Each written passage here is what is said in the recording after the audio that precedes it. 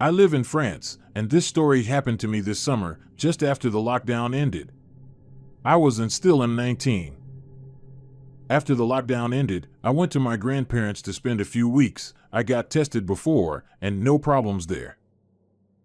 My grandparents live in a small city in the north of France, and they have a dog who's quite big.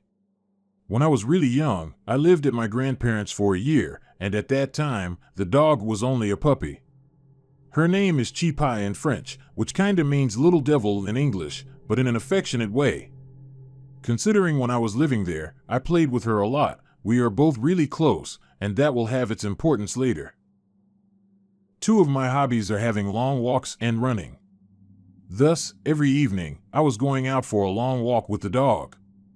There's a track that follows a path through the forest, then there's a small hill, and on top of that, a big place with lots of fields. I run there a lot, so I know the place. The air is fresh, and the view is quite beautiful. So I was going there with the dog every day. It was also helping my grandparents to have her doing lots of exercise. The first time we went there, nothing special happened. We just enjoyed our walk. It's about 6 kilometers, so basically an hour walk. The next day, when we arrived at the top of the hill, in the field, it was probably around 10 p.m., but there was still some light because it's summer. There were 3 other persons walking in the fields. They were younger than me, probably about 16. I also noticed they were smoking, so my guess was that they used to come here so they couldn't be seen by their parents. We went past them, I greeted them, and they greeted back. Once again, nothing special there. For a whole week, I did this walk around the same time, 10 p.m., and passed by those 3 guys with nothing special happening, and it was perfectly fine to me this way. The second week, as usual, I went for the walk with the dog Chipai and arrived at the fields. There was only one of those 3 boys this time, and he wasn't smoking. When he saw me, I was at the entrance of the field just after the little hill climb, so the entrance of the forest was just behind me. He did a sign with his hand to catch my attention and asked if I had a lighter, which I actually had in my pocket. I told him, yeah, sure, so he walked to me, with his hand in the pockets of his hoodie. When he came near, for some reason, I felt a shiver. It's crazy how sometimes your instinct knows there's a problem, but you don't listen to it because nothing looks weird to you. I handed over the lighter when he passed by. At that moment, my dog was staring at him. Then everything happened really fast. He did a really fast movement with his hand coming from the hoodie, and I only saw something shining. I just had a reflex of throwing myself back so hard that I fell down, and I just realized that it was a knife he was holding, and he just tried to stab me. What saved me is my dog, God bless her. When she saw the guy trying to stab me, she jumped on him, and he fell down. As I said before, she's really a big dog. I immediately got up on my feet and heard something in my back from the entrance of the forest. I saw 2 guys wearing animal masks running towards me. They were probably the 2 friends. In this moment, your brain acts for yourself, you don't think at all, and in this case, the answer he found was really simple. The other guy was still on the ground. I just watched my dog and told her run. I started running, and she followed me, but I heard the worst possible thing from the guy who got up as well: catch him, don't let him go. At this moment, I was totally terrified. I was just running. I was hearing them running behind me. I was only thinking, how long will they follow me? Who the hell are they? This was the first time I was really happy to be a runner. I was clearly better than those guys, and that totally saved me because they chased for something that felt like an eternity to me. Fortunately, at the end of the field, there's another entrance to the forest, and this time it's a descent with the road at the end. I heard the steps of the 3 guys vanishing as I arrived at the end of the forest, though I didn't stop running until I arrived at my grandparents' house and locked myself in. I caught a big breath and gave a huge hug to my dog. I saw in her eyes that she totally understood what happened, and I had never been so happy to have her in my life. After that, I told everything to my grandparents. We called the police, but they didn't find anyone. I don't know what these guys wanted, but the animal masks really made me think about some kind of Satanists. I really don't want to know anyway. I still do long walks with Chipai, the hero dog, but I now go earlier and to places with a little more people.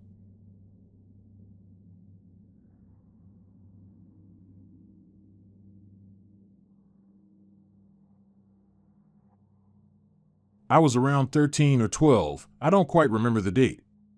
I've always been a big childish person, partly because of a car accident when I entered medium school that felt like it stopped my growth mentally.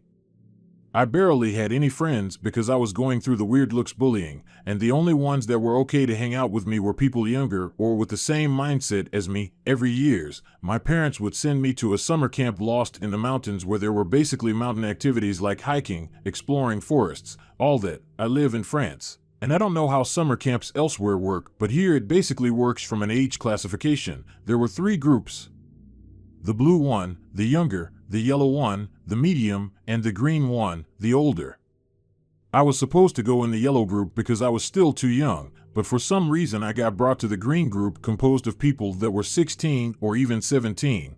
Basically everyone hated me for being so young and childish, let's not hide it.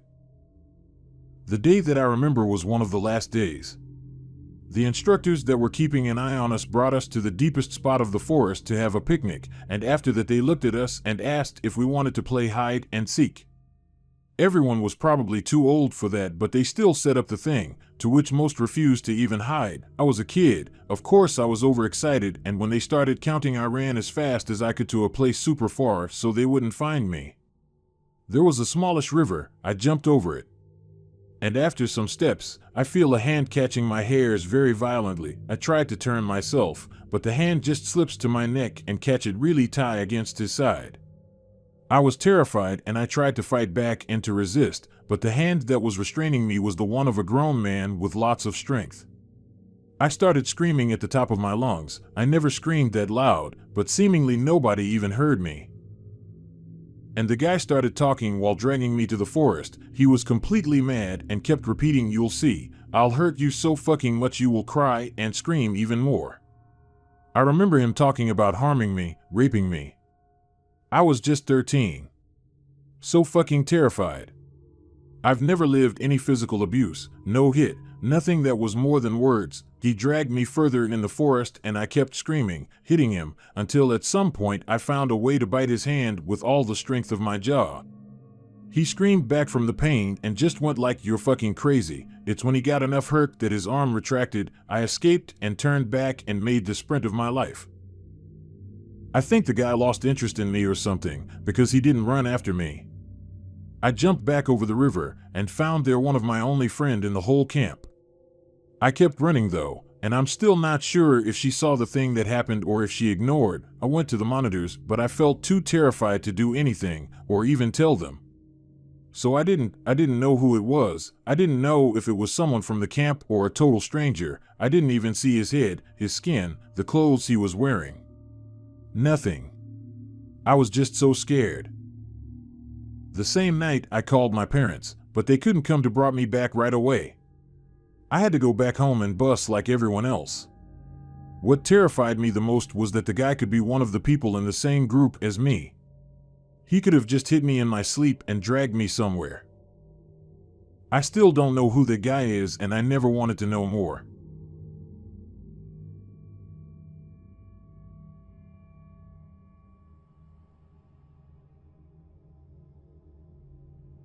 I found some cheap train tickets to Luxembourg, and being the adventurous person I am, decided last minute to book them and go all by myself. Due to some unfortunate, lack of planning on my part, circumstances, I ended up on that train to Luxembourg with nothing to wear for the weekend except the clothes on my back. I figured it was no big deal. How boring would it be to have everything go according to plan for once, anyways? Luxembourg City is quite small, and after 2 days, I had pretty much seen most of what I wanted to see. A quick Google search showed me that there was a beautiful forest some kilometers north of the city. I thought it looked perfect, so I bought a day train pass and set out on my journey. I managed to make it there, and it was gorgeous. I wasn't really dressed for hiking since I had no clothes or shoes with me at the time, but didn't want to miss out on such an amazing experience, so I ventured into the forest anyways. I was wearing shorts and a t-shirt and ballet flats for shoes.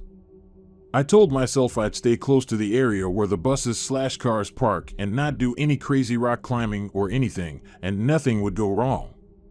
Boy, was that a dumb assumption to make. I was about 45 minutes away from where I started walking. There was no one else around. I walked along a sharp turn, and there's a lady walking towards me. She was probably 45 or so, seemed quite plain. As we approached each other, she suddenly said, "That's not okay." I ignored this, as I try to ignore people on the street as much as possible, and kept walking. She has reached the point of being right next to me now, and as she passes, she says, "You can't do this." There is no one else around, so she has to be talking to me. I reluctantly turn towards her and ask, "Pardon me?" She says, "How dare you show up here like this?" I'm thinking she has me confused for someone else, and I try to tell her she's got the wrong person and slowly keep walking. She turns towards me and says, "This forest is sacred. You can't come in here wearing shoes like that." At this point, I'm stopped, staring at this woman confused as hell. I offer an apology and keep going, but she follows me. She says, "You don't understand, you're ruining it." I say nothing. What the hell am I supposed to say? I see some big branches close by I could maybe use as a weapon, if I have to. I don't even know what is going on at this point. She is screaming now, repeating it is sacred, and my shoes are ruining the sacredness of the forest. I stand my ground, offer one more apology. She tells me I am going to regret it. I don't know why, but I told her that I had nothing else to wear, trying to justify myself, I guess. Then she tells me it doesn't matter. I am starting to feel relieved. Maybe she will leave me alone now. She says, "The forest is protected. Do you know who protects it?" I respond, "No." Realistically, where can I run? Nowhere. Who can I call? No one. So I have to face this lady at all times, don't want her attacking me from behind or something. She proceeds to tell me that Jesus Christ is protecting the forest. I nod. Sounds about right. She repeats that it doesn't matter to her anymore that I am wearing ballet flats. She then says that Jesus and God know, since she told them. She tells me that God will not let me leave the forest. I say something along the lines of pardon, and she tells me slowly that God knows I have forsaken this forest and I am a traitor and a sinner. She tells me that I am not going to make it out of this forest. You will never leave, God will not let you. He sees you here, ruining the sacredness of the forest. He sent me to find you. You had your chance. He will give you the punishment you deserve. I nod. I am kind of scared, but at least she has left it up to God to punish me, so I should be safe. I just need her to walk away. We hold eye contact for maybe 45 seconds, and then she turns and continues on. I stay where I am, slowly back up into a tree, and wait while I watch her leave. I was afraid she had some nearby friends, so I wanted my back up to something, made me feel safer. She was still within earshot, and she said, "He won't let you leave, you know, nothing you can do will change that." She kept walking and never turned back.